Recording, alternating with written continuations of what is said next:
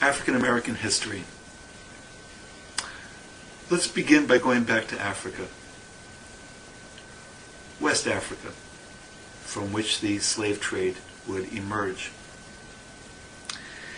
It's not so much Africa's ignorance of the rest of the world. It's the rest of the world's ignorance of Africa that is a major historical problem. That ignorance is specifically to be seen when we look at some of the ancient and medieval African empires. The fact that they were powerful, names that were taken from modern African countries are the names of these old empires in Africa, like Ghana and Mali, and then there's the empire of Songhai. Powerful, advanced civilizations. Wealth created by gold mines and salt mines. Empires that had standard units of weights and measures. Some of these empires were Muslim empires, and they could afford that trek across the continent of Africa to make their pilgrimage to Mecca, throwing off gold coins along the way with their large retinue as they went those thousands of miles. That's a source of power as well.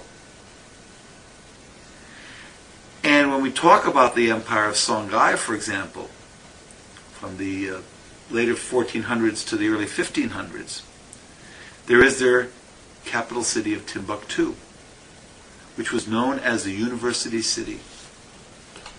Widespread liberal arts curriculum, scholars coming from afar. To look at these African empires is to see expertise in the arts, expertise in metallurgy, to see kings, to see armies, all the attributes of a powerful civilization. And these existed in West Africa. What happens?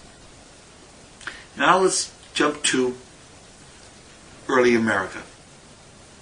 And we have the Spaniards coming over from Columbus on, and their intention is to reap the wealth that they can find, particularly mining wealth, precious metals, gold, silver. Hard work that the Europeans don't intend to do themselves. The obvious people to enslave to do that would be the Native Americans, but that doesn't work out well at all. And one of the reasons it doesn't work out, well, there are a number of reasons, but one particularly is that the Indians that rarely knew of slavery, many tribes not at all, are being ordered to be slaves on land that they once lived on as a free people, and they will resist that.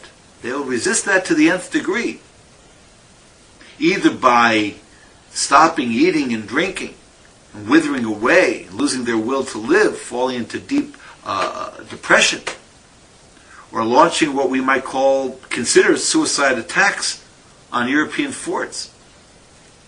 Add all that to the disease that decimated these Indian tribes brought by the Europeans. And from a European point of view, the effort to enslave them to do that work simply failed. For the Indians, the story is a catastrophic one. But there is still the need, from the Europeans' point of view, of a labor force. And one of those rare defenders of the plight, concerned with the plight of the American Indians, was a man by the name of Bartolomeo Las Casas. He, one of the first to suggest, why not bring Africans over to do this labor? The suggestion is based on the concern for the plight of the Indians, which of course is a bitter irony given what the slave trade will result in. And so he suggests the Africans, people coming from one tropical climate to another, used to that weather, having the necessary physical strength to do the labor, and furthermore, that Africa knew slavery. Slavery existed in Africa. Well, then they know of this institution we call slavery. Now, indeed, there was Sample complete. Ready to continue?